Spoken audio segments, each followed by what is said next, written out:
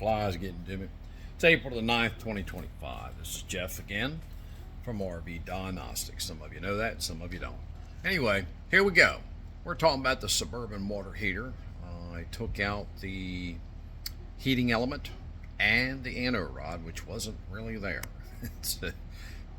I change them, the heating element out, at least once a year.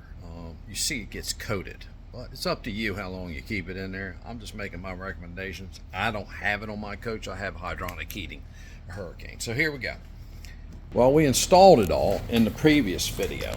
So what you do is you hook up the shore city water, make sure your water pump works. We talked about them valves before.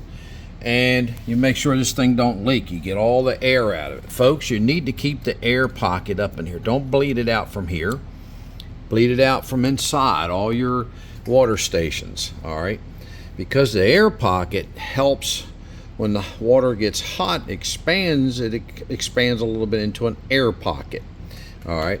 If you don't have an air pocket, you can cause this to leak or other little leaks. So that's all I did. I ran the water pump and I turned on the city water, check it, right? So it ain't leaking.